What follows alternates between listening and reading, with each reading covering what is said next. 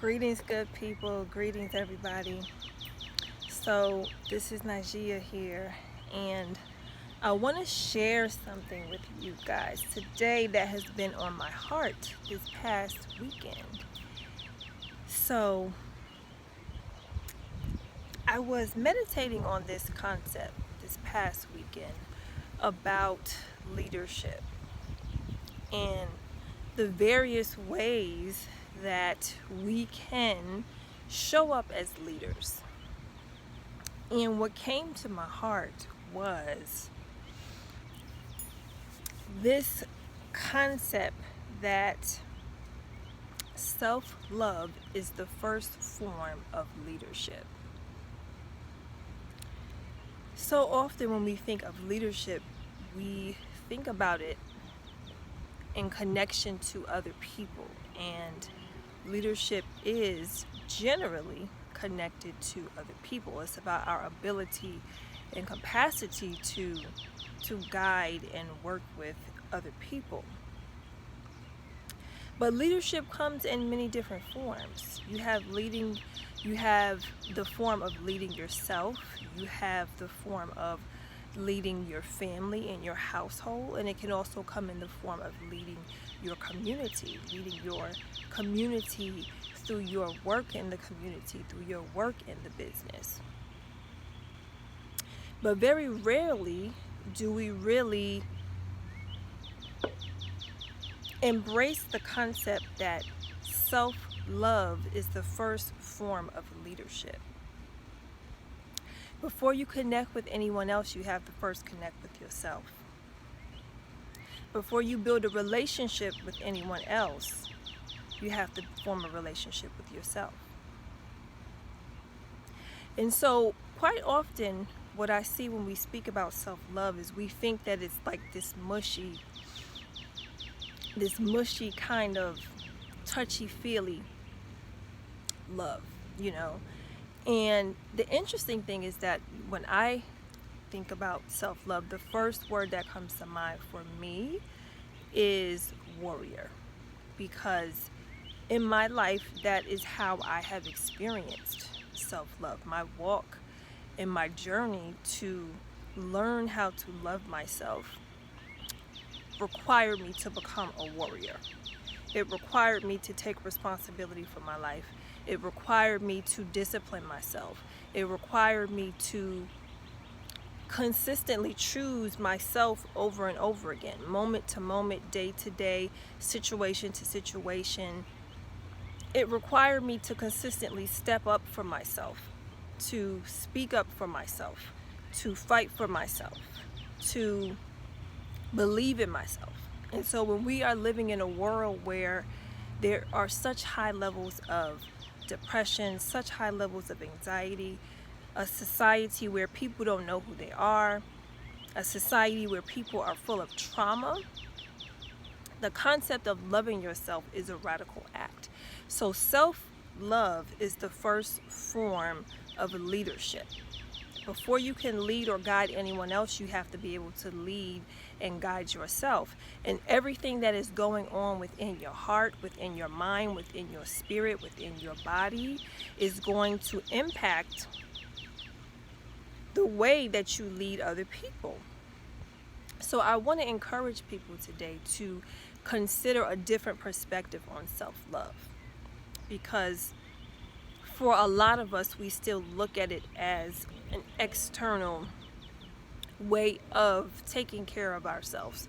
We look at it as something superficial, getting our hair done, getting our nails done. And it's a very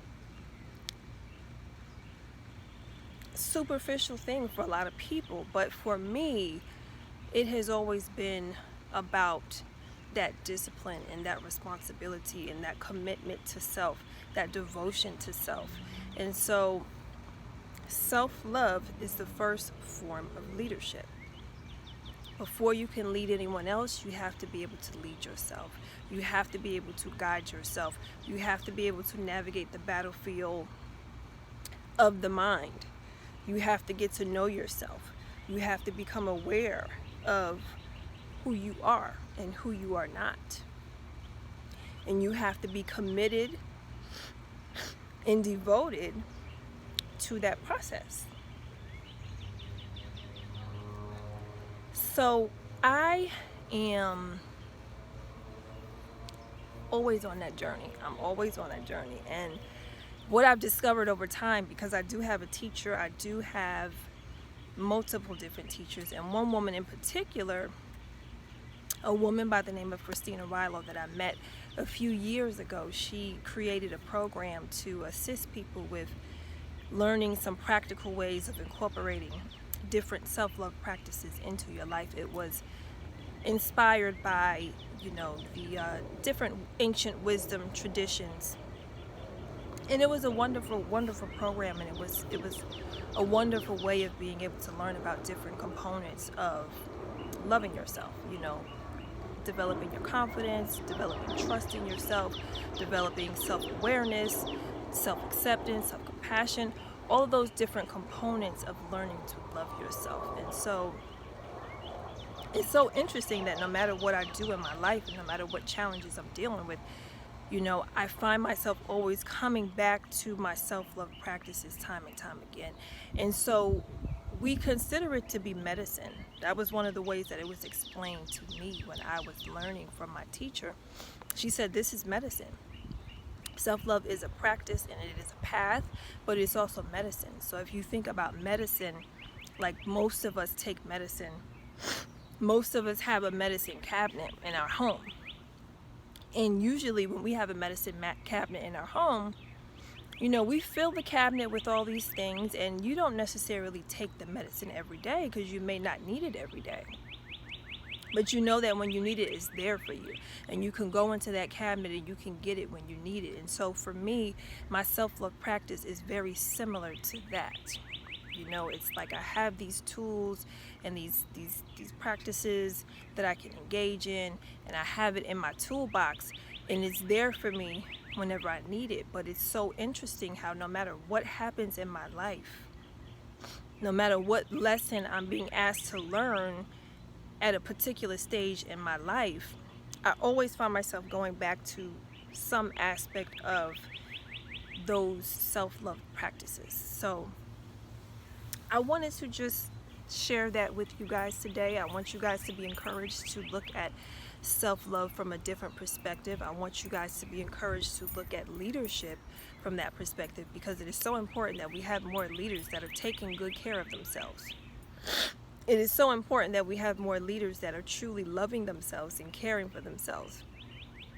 And it is so important that we have leaders that are aware and responsible. So I am building a wonderful community for people that, specifically women, but people that are ready to develop the courage and confidence to navigate their emotions and to invite more love into their lives. And we do that in so many different ways.